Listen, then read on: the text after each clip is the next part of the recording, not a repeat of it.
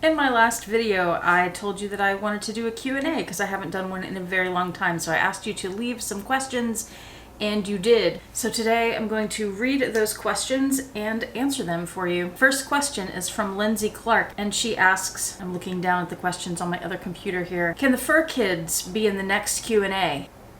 What kind of question is this? What's the name of this channel again? Oh, that's right. It's Autumn Beckman. It's not Baron and Roxy. Am I not enough for you? Just kidding. Of course they can be in the video. If you want to see them, stick around.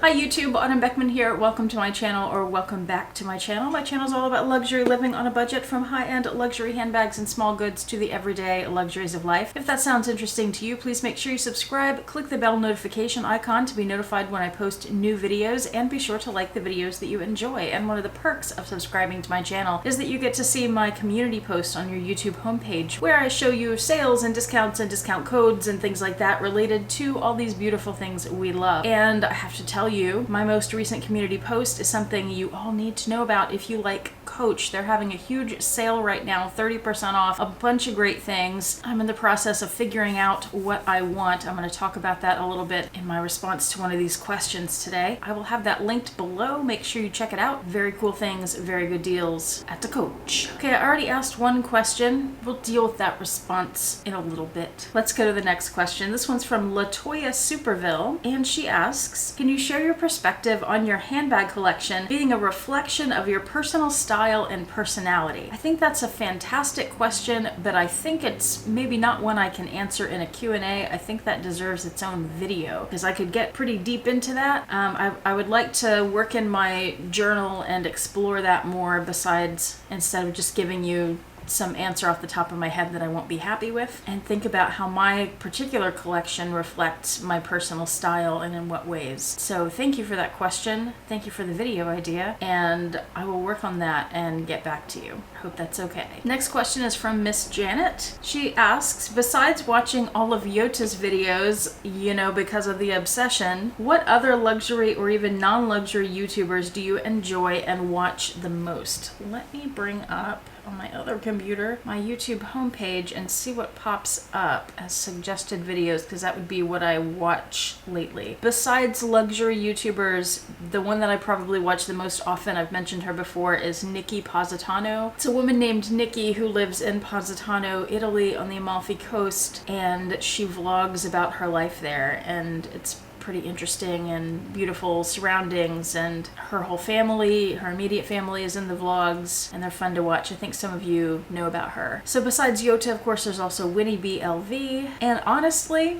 I watch most of Yota and Winnie's videos pretty quickly after they come out, like within a day or two. But really, I'm so busy between my full-time job and my YouTube job and all that entails, and then still trying to maintain a home. I really don't have a lot of time to watch YouTube, so I don't watch many other luxury YouTubers. I have been watching several videos from Dale's Addiction. I know she's been a subscriber and commenter of mine for a long time. I've been watching more and more of her videos lately. I really enjoy her personality. I've also been watching animal videos lately, just like cute animal videos, Oh, you know what? I found something just yesterday. It's a YouTube channel about these two otters that appear to be someone's pets in their home, and I'll link that channel below. I'll link all the channels that I mentioned, but that one is called Katsumet. I don't know if I'm pronouncing that right, but who knew otters were so cute? They're adorable. The way they move, the way they eat like they're throwing back shots. It's hilarious, and they have the cutest little noises. Check that out if you like animal videos. Next question is from Daniel. Daniel, how do you say this place that's in your name? It's Daniel in the Antipodes? Is that correct? Help me. Daniel asks, Daniel is another longtime subscriber and commenter, and he asks, is the boyfriend enthusiastic about the Beckman collection? Does he have any bags of his own? And if not, and he found himself in urgent need of a bag for short-term use, would you allow him to borrow one of yours? If so, which one would you be most likely to loan him? He has no interest at all in bags. He is very practical about things, so he has a camera bag. He tends to go with whatever's whatever's cheapest, but will also keep his camera gear safe. He's a photographer, if that's not obvious, but that's pretty much it. What does he think about my collection? He tolerates it, which is probably a less generous word than reality. He isn't like into bags at all. He doesn't point bags. Well, he does sometimes. If we're watching a show, he's like, oh, is that a Louis Vuitton bag? Every once in a while. I'm usually the one that will pause the video and go back. He also plays guitar, so he's big on, gets on my nerves, but he's big on rewinding, because we have one of those things, doesn't everybody have these now, where you can rewind your TV and watch little bits over again that you missed. So if there's a guitar on, he'll stop it. I'm watching the thing. He doesn't ask first. He just stops it and rewinds, and he'll go back to pause it and look at the guitars. So I have started doing the same thing when I see handbags. Gotta get him back for that, right? Also, I'll drop a bomb on you guys, and it has nothing to do with what I just said, but he is no longer the boyfriend, which some of you may have picked up upon. Some of you did pick up on this during Vlogmas when I wasn't calling him that. I was calling him the guy or whatever else I said. And that is not a recent phenomenon. It happened a few years ago. We do still live together. We're still good friends, but it's no longer a romantic relationship. We're still very supportive of each other. He's supportive of my channel, especially. He listens to me talk about it constantly. So I'd say supportive is a good word to describe how he feels about my handbag universe, but he doesn't care about the handbags specifically. Anyway, that was more than you were expecting in my response to your questions, was it not, Daniel? Next question is from Calico Quilter, another longtime subscriber and commenter. And by the way, hello to all of you, and thank you for your questions. And she asks, and the video that you guys were commenting on, it was ranking my Louis Vuitton bags, so I showed all my Louis Vuitton handbags. And she says, I guess my memory is off, but didn't you have an LV favorite bag? I thought I remembered you comparing it to the Coach Alexa in a video and to the Eva. And did you ever consider getting an Alma PM? The BB would probably be too small for you, but the PM is a good size and a very pretty bag. So a couple of questions there. An LV favorite, I have never had one. I have the Eva, and I talked about seeing, it was either the Eva or the favorite, I can't remember, when I was on my trip to Italy, and I just fell in love with that bag. I thought it was beautiful. It was, whichever bag it was Damier Ben, and it had the gold on it. They both have little gold plates on them, and I just loved that combination. And when I finally got to a point to buy one of those bags, I looked at them both, considered them both, and I liked the Eva better, the look of it. And I've never regretted getting that over the favorite, especially since Coach makes the Alexa bag, which is basically the same as the favorite, but you can get it in different leathers. Have I considered an Alma PM? There was another question about an Alma. Let me find it real quick. Angela Ormond also asked about an Alma and why I don't have any. So let me answer that. The reason for that also has to do with my Italy trip. On the way out of Italy in the Rome airport, I purchased a bag. It was a yellow ostrich, not real ostrich, domed bag, basically an Alma, but like $40 because it was some Italian brand that I forget now, but I remember seeing their stores in several of the big cities. And what I found in using that bag was that I didn't think it was functional for me. I didn't like the domed zipper. It was too much work, like too fussy. And then I didn't like, if you look at the bag from sideways, like the ends of it, it tapers up like a triangle. And that means that I like to have little pouches stacked neatly inside the bag, and the outside edges of the bag being angled, it pushed everything in. And so anytime I'd take something out, everything would fall over. So those were the main two things I didn't like about that style of bag, and that's why I don't have an Alma. The next question is from Jolyn B, and they ask, which luxury item was your biggest impulsive purchase, and do you have a purchase you regret but kept? Usually when I'm purchasing a luxury bag, I spend a lot of time researching it, watching videos on it, thinking about it, making sure that it's going to be something that's worth the price for me. So I don't tend to buy luxury bags quickly, like, oh, I like that, bam, I buy it. There have been some bags where as soon as I've seen the listing, I pretty much buy it, but that's because those have been bags that I've been looking at and researching for a while, and when I find one at the right price and the right condition, I know to go for it. When I think of the word impulsive in terms of a luxury purchase, I don't think of that because that's still pretty much a planned purchase. I think of something where it's a bag that I've never really considered and I buy it pretty quickly. And thinking about the bags in my collection that are luxury brands, the one that comes to mind that was an impulsive purchase, where I had been aware of the bag, but it wasn't really on my wish list. It wasn't an item I just had to have. That would be my, let me scoot over, I'll put a picture of it here, my Louis Vuitton Locket PM in bronze. And the reason that this was an impulsive purchase was not only because I love the bag, I love the beauty of the bag, I know that it's one of Louis Vuitton's iconic bags, the Locket, and of course the bronze color. The price. Like I said in the previous video, Fashion File listed this bag at $450. This bag originally retailed for over $3,000. When I saw that, I looked through the listing very quickly. I looked through the pictures quickly.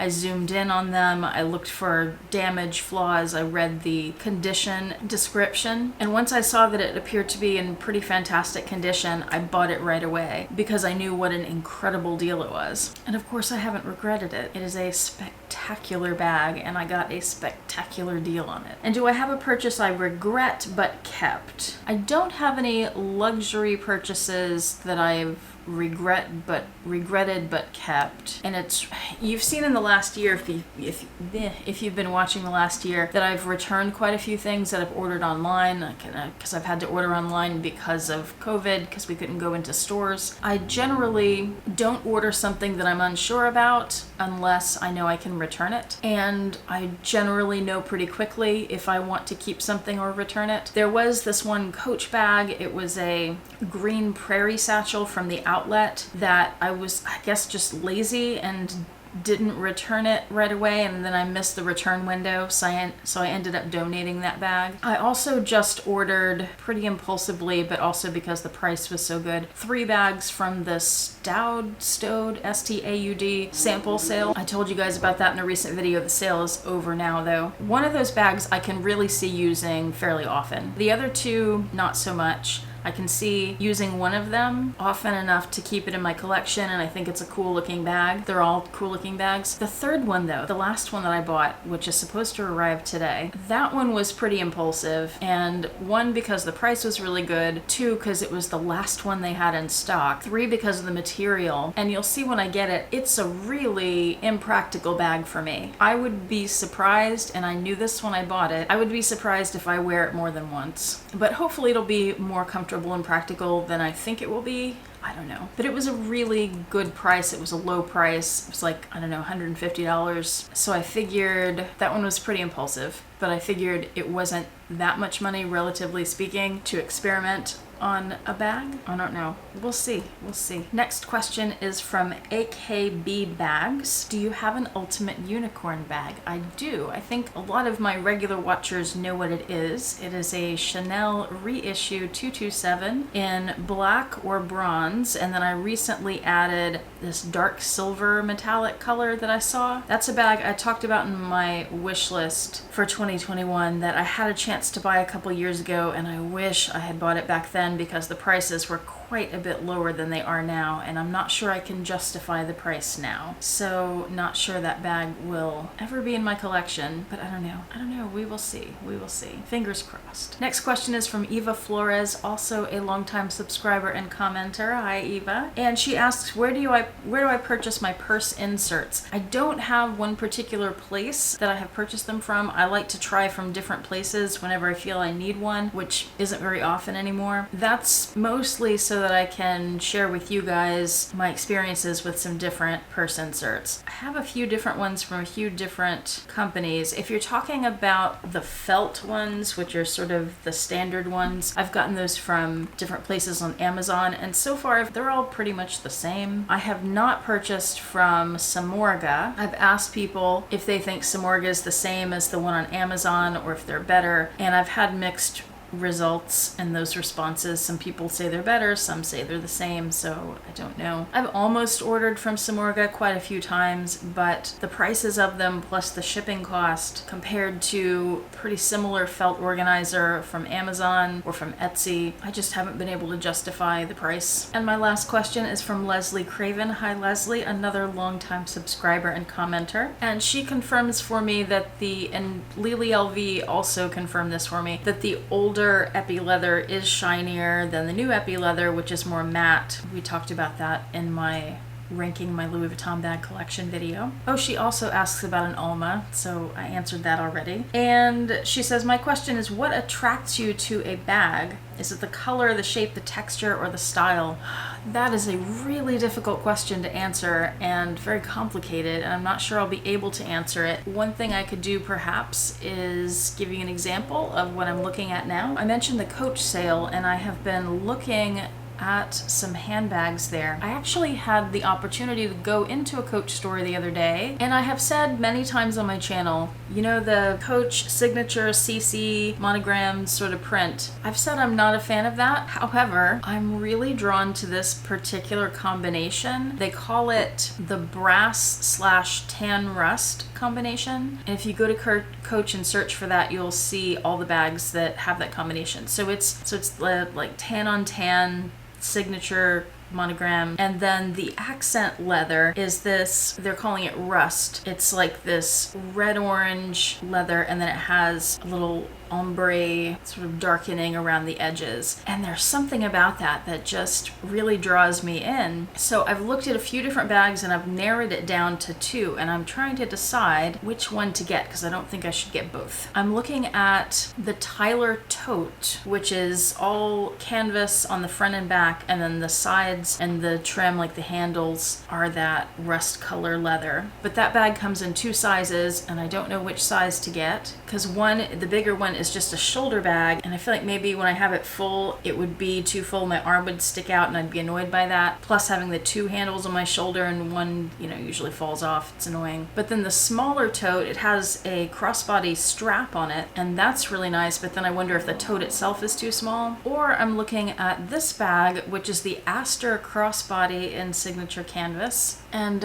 what does that shape remind you of? Anybody? Maybe the Gucci Dionysus, whatever. I like Dionysus. Somebody made fun of me for saying it that way the other day. That's alright. So this is beautiful. I love everything about this bag, especially that it's like a double flap, kind of like the Chanel reissue and the Dionysus. My only concern with this bag is that it's basically a wallet on chain. I have a couple really small bags like that, and I do carry them every once in a while, but it's pretty rare. As you guys know, I tend to carry larger bags. So I'm wondering if I should get this because of the size, but then I'm also wondering, should I get a bag in this print, this combination at all? Because I've never liked the CCs before, right? Is this some kind of weird trend with me where I'm into it right now, but I won't be into it in a few weeks or even a few months? But they're not that expensive. They'd be right around $200, but it's still $200. And then I was browsing through a pre-loved site and I saw some vintage looking Gucci bags. Like, here's the Gucci Ophidia. This is a current bag, but it's, it kind of looks like a vintage bag, which is the style for the last few years. And then I'm realizing, wait a minute, this doesn't just look like the Dionysus. It also has that vintagey vibe, and it sure looks a lot like the Gucci bags. And do I like this because I like the Gucci bags? And if that's the case, should I skip Coach altogether and get a Gucci? So you see where my mind is all over the place here, and I have not been able to make up my mind yet. It's a complicated answer to your question, Leslie. Now, I said that was the last question.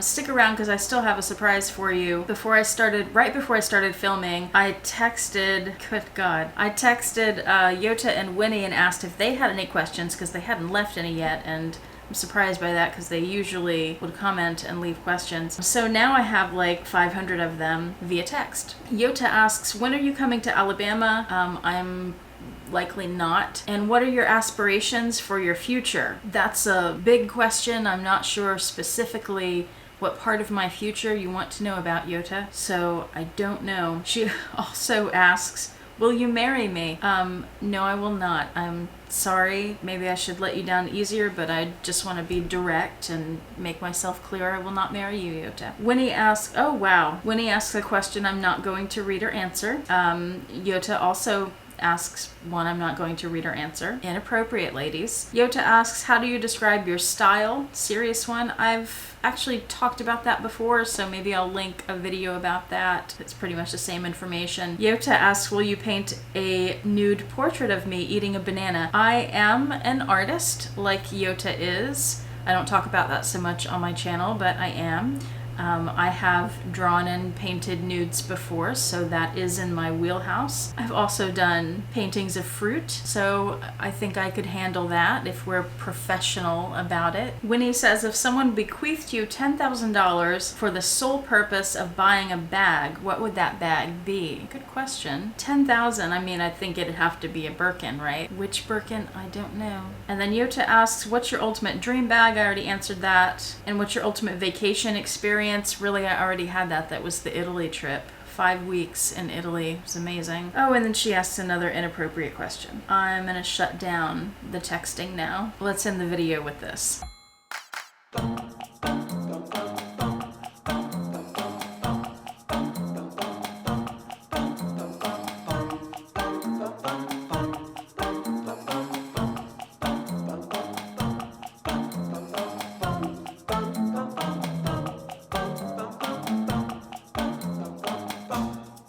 They're such cute. Hey, excuse me. You were cute. You were very cute when you weren't bullying me.